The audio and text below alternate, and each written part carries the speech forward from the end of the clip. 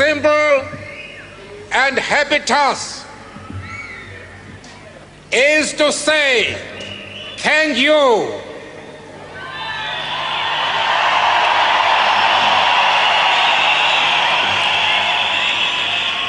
Thank you very much to you all.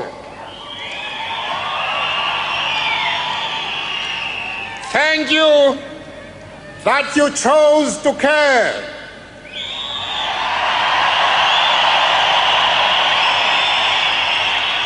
Because you could have decided when, by ending the system of white minority domination, humanity will have ensured that never again shall the scourge of racial tyranny raise its ugly head.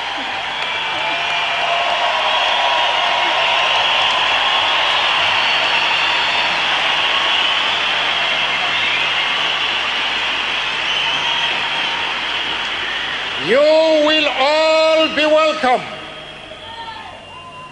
You will all be welcome to attend those historic victory celebrations. I cannot complete my speech without referring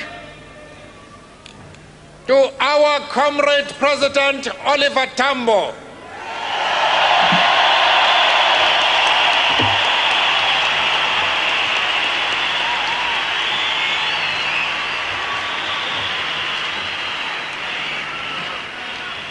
As you know, Comrade Oliver Tambo is recovering in a clinic in Sweden.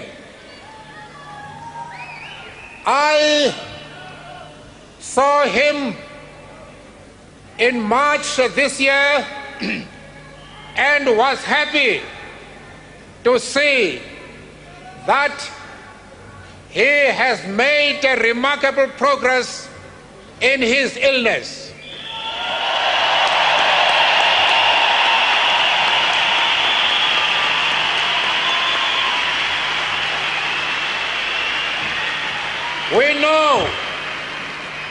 We know it is your desire, in fact your prayers and wishes, that he should recover as speedily and completely so that he can come back and lead this organization again.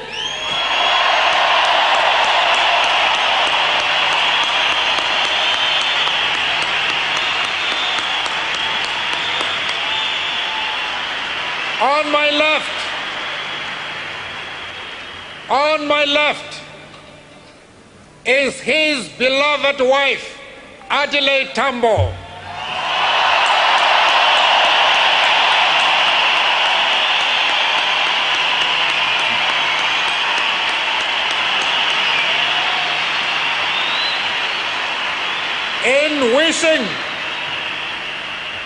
In wishing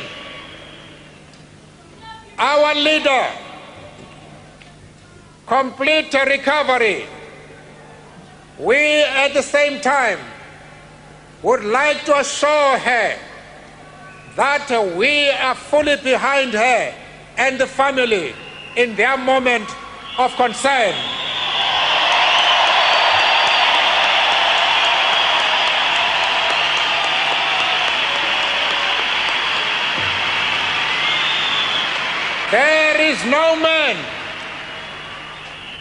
There is no man in this country and anywhere else in the world who could have performed as magnificently as he has done over the last 30 years.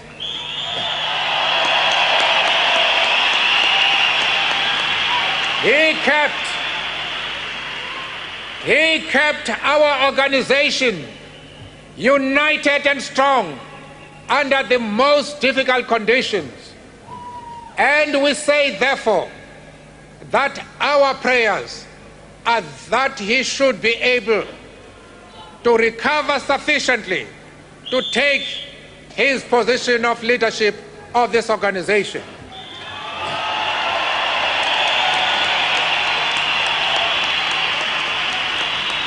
Finally,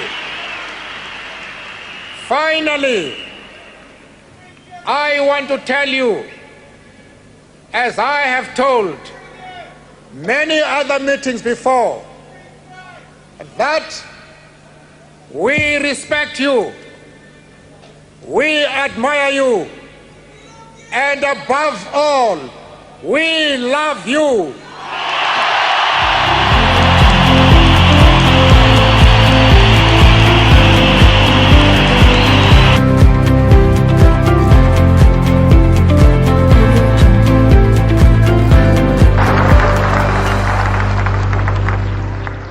Your Majesties, Your Royal Highnesses, distinguished guests, comrades and friends,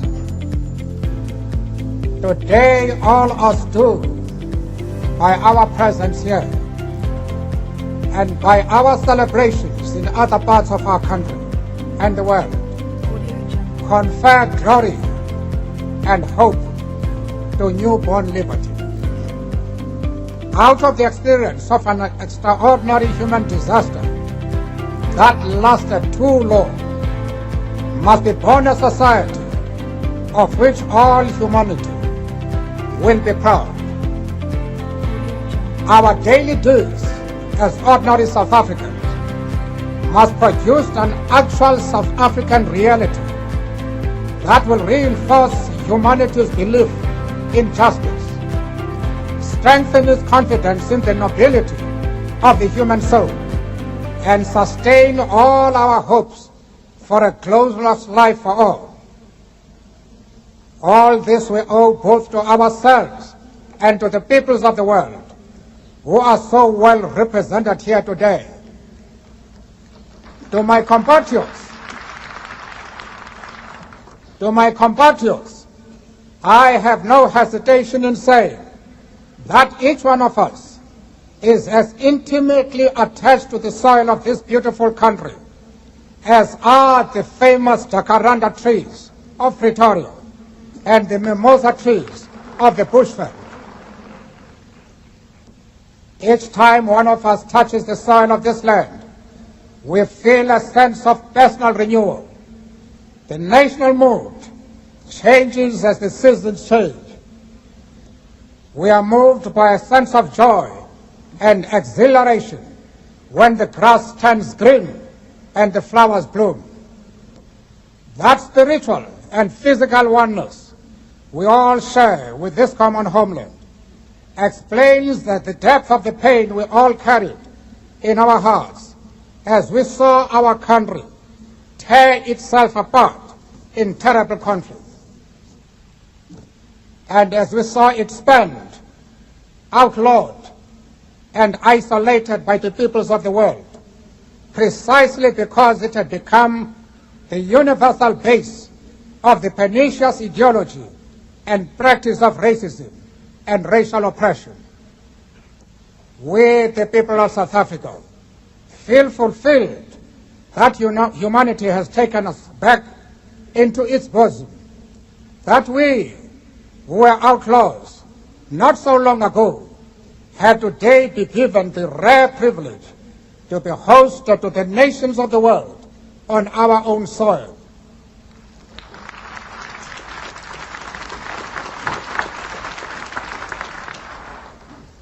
We thank all our distinguished international guests for having come to take possession with the people of our country. What is, after all, a common victory for justice, for peace, for human dignity. We trust that you will continue to stand by us as we tackle the challenges of building peace, prosperity, non-sexism, non-racialism, and democracy.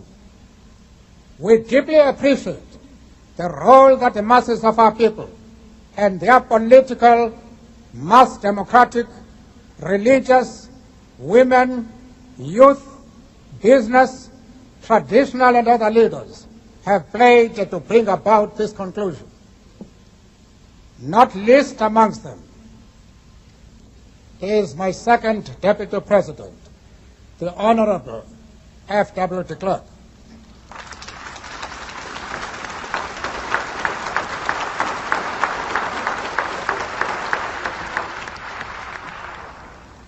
We would also like to pay tribute to our security forces in all their ranks for the distinguished role they have played in securing our first democratic elections and the transition to democracy from bloodthirsty forces which still refuse to see the light.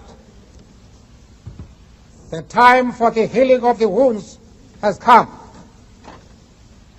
The moment to bridge the chasms that divide us has come. The time to build is upon us. We have at last achieved our political emancipation. We pledge ourselves to liberate all our people from the continuing bondage of poverty, deprivation, suffering, gender, and other discrimination. We succeeded to take our last steps to freedom in conditions of relative peace. We commit ourselves to the construction of a complete, just, and lasting peace.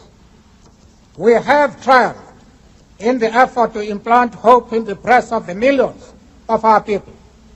We enter into a covenant that we shall build a society in which all South Africans, both black and white, will be able to walk tall without any fear in their hearts, assured of their inalienable right to human dignity, a rainbow nation at peace with itself and the world.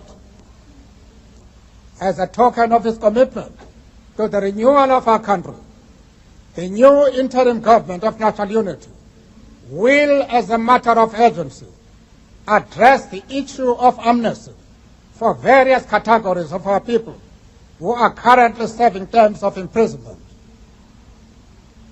We dedicate this day to all the heroes and heroines in this country and the rest of the world who sacrificed in many ways and surrendered their lives so that we could be free.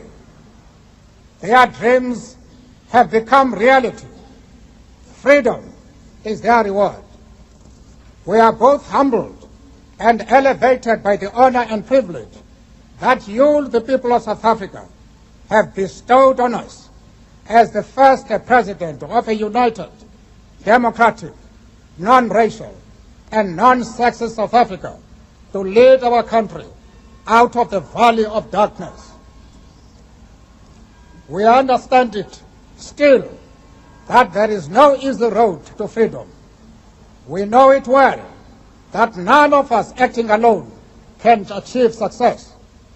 We must therefore act together as a united people for national reconciliation, for nation building, for the birth of a new world. Let there be justice for all. Let there be peace for all. Let there be work, bread, water, and salt for all. Let each know that for each, the body, the mind, and the soul have been freed to fulfill themselves. Never, never, and never again shall it be that this beautiful land will again experience the oppression of one by another and suffer